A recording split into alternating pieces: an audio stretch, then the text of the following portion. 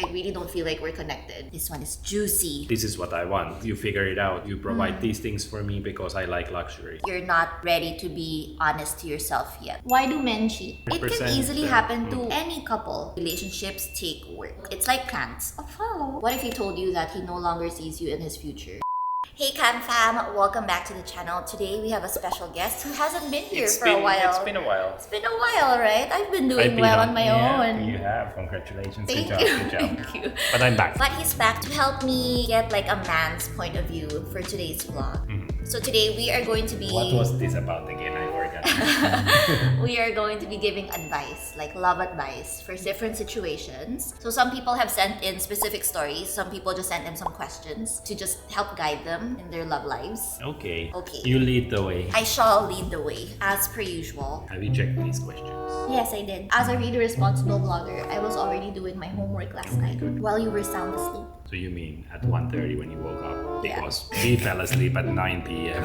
Stop shaming me. Advice on finances and big purchases for married couples. And I guess couples who live together in general. Let's be inclusive because it's the same setup anyways. Oh wow, you started with a big one. I would say it's a case-to-case basis because I feel like, of course, if only one of you is working, then bulk of it will actually really go for the one who's working, right? And the one who's tasked to, like, let's say you don't have help at home and you've got kids and you're the primary homemaker, so you take care of the household, you take care of the kids, which is honestly a 24/7. It's also as hard as a job. I feel like sometimes it's even harder. Yeah. And so if that's the type of setup that you're in, then it's completely understandable if the big purchases and everything else really comes from the pocket and of the it's person from the who's pocket working. of the other one who's working and supporting. But it's such a difficult question to answer without context because there are so many different situations, life different situations, circumstances that you have to consider. different kind of couples. There's no one way to do it. So whatever works for you, I guess just discuss it properly so both are comfortable with those big purchases. I think that's the key. You guys really have to discuss this before even living in together. I feel like you don't just say, hey, let's live in together and not really discuss these things because that's when the problems will come. I think when you start considering living with someone, then you automatically have to sit down and discuss how you guys are going to handle your finances from the get-go. And I feel that if you're in a really loving relationship as well, I feel like there should be a good give and take type of dynamic as well. That, for example, if one of you is doing better than the other, then maybe you can pull more weight than the other. And then when the other starts to keep up and like do as well, and then you guys can talk about it again and maybe pwede siyang bumawi and stuff like that. Because I feel like every partnership, it's really different. Really depends on your circumstances. Next, so there's this couple. They got married already, even if they're not financially ready yet because they really wanted so bad na.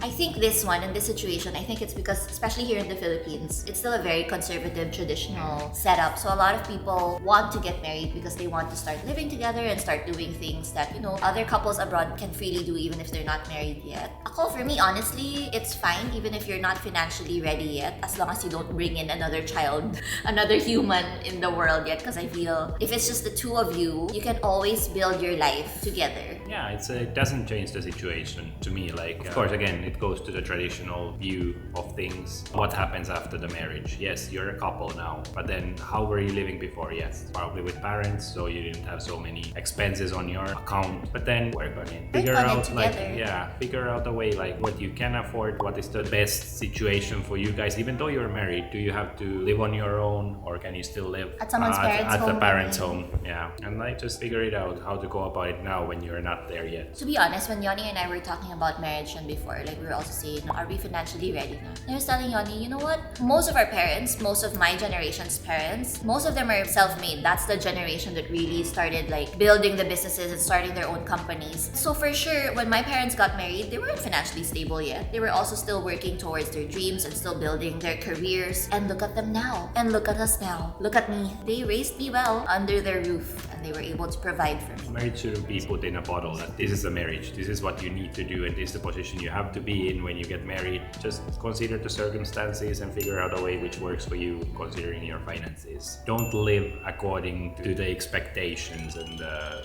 next one coming. Someone That's asked, something. why do men cheat? I don't know. Why do men cheat?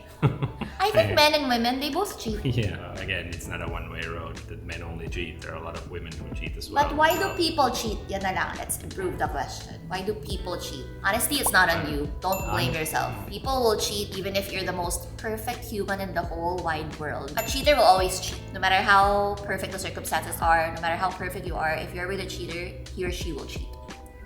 So someone is in a relationship, but they haven't defined the relationship, and she's having a hard time. Not defining it? Yes. Then they have to talk about it, because of course, not defining the relationship is fine as long as both sides are fine. If one wants to define it, then you have to talk about it, and you have to open up that, okay, I'm not comfortable with this situation, I want more, so can we talk about it? What is your stand? What do you want from me, from your life? And then this is what I want. Do these two match? If they don't match, then you talked about it, and next. So if it doesn't align, you have to see if you're okay with it. Yeah, if you're okay but with what, obviously you're not what your partner is offering. You're not okay with it in the situation, so you shouldn't settle to the situation just because the other one wants it. So of course, stand your ground. I feel like some people, like for example, if you want to define it na, and then your partner is not on the same page as you end up staying anyways because you're so scared of losing your partner. But you know what? I think it's just because you're not ready to be honest to yourself yet. You're not ready to face the truth yet. But eventually, you'll also end up going your separate ways because if you want different things, it will always bug you. It will always be there.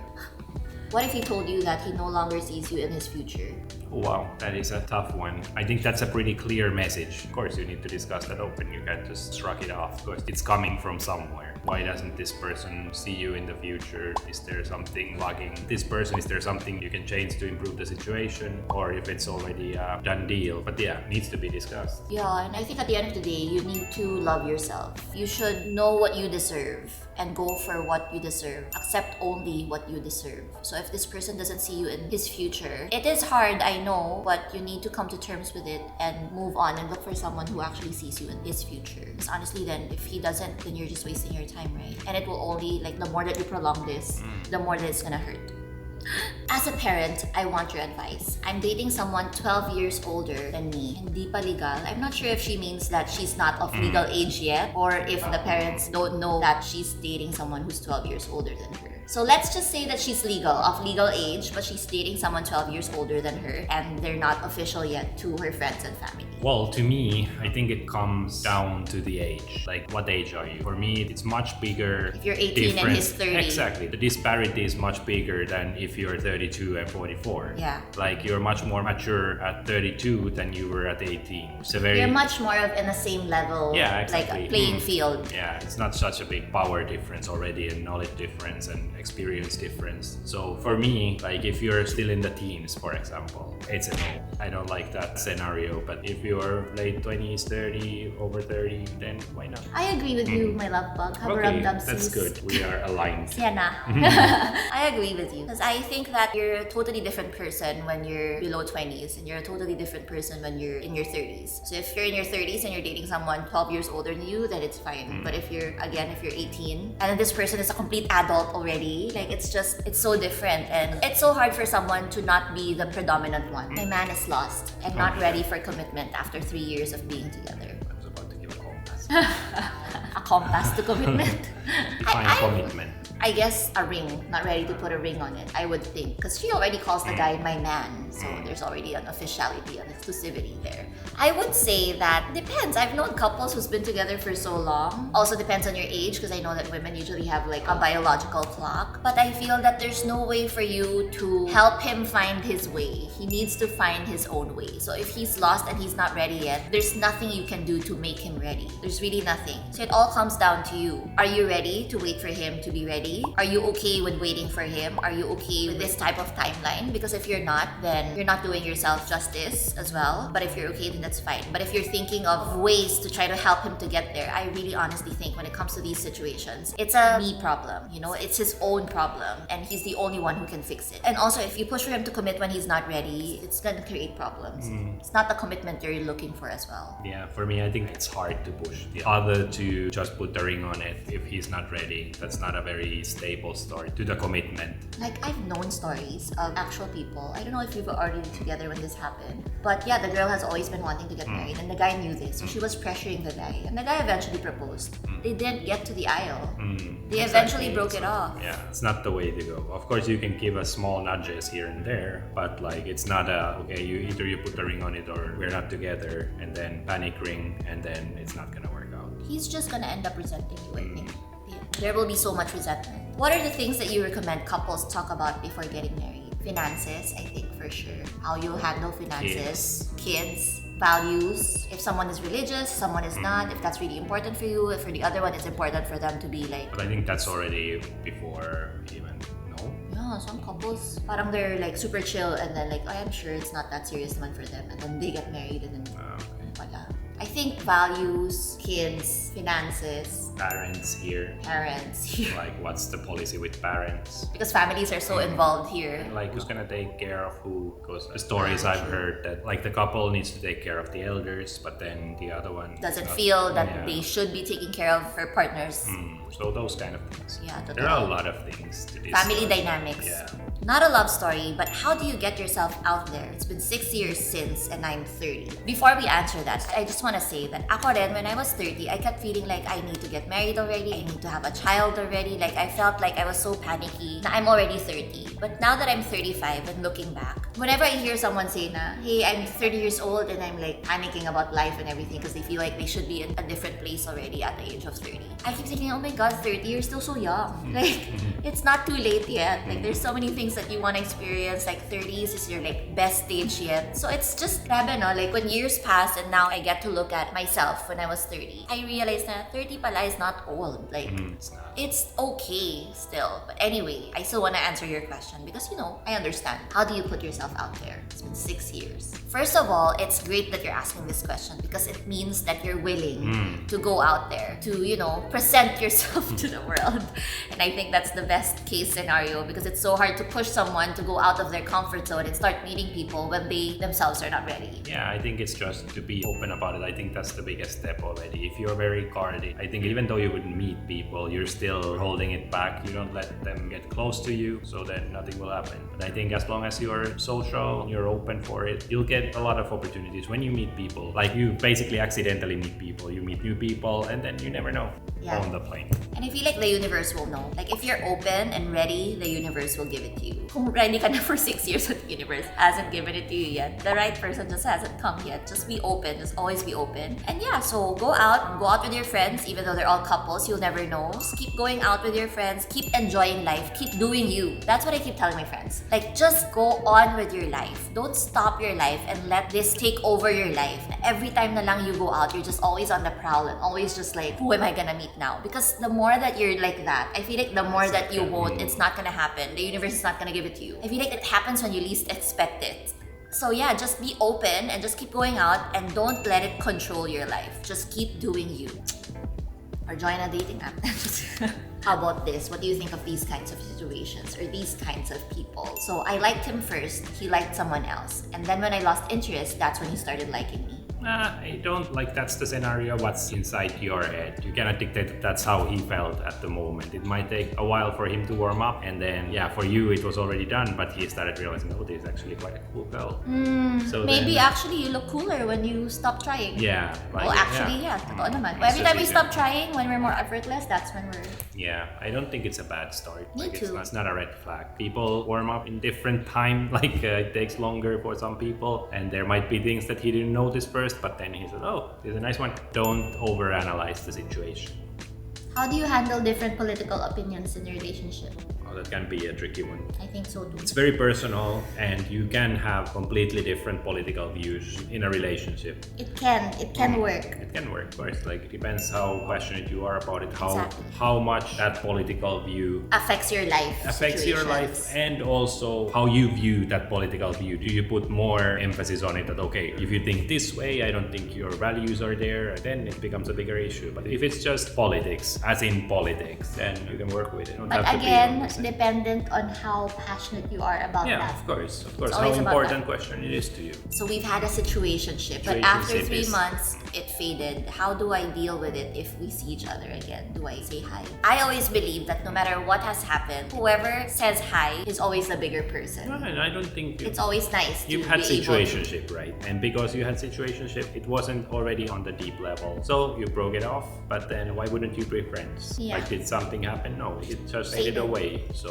of course you say hi. Do you believe in falling out of love? If so, what signs would you acknowledge and how to prevent it? Yeah, you can fall out of love 100%. It can easily yeah. happen to any couple because love, at the end of the day, relationships take work. It's like plants. Oh, It's it's just like- like plants. If you don't water it, it will die. No matter how nice of a fiddle leaf tree it Camille is. call. June 2023. Really, relationships are like plants. No matter how perfect they are, they need work. If you don't work on it, it will fizzle out. You'll fall out of love eventually. And if you already see signs, then of course you have to acknowledge it. Of course you have to acknowledge it and try to address it. Like for example, for us, completely honest, especially when Sienna came to our lives, it made our relationship dynamic so much more different. And I started missing. You also started missing how we were before Sienna. And like I would really sit down and tell Yoni that, hey, I really don't feel like I've said this exact line. Like I really don't feel like we're connected.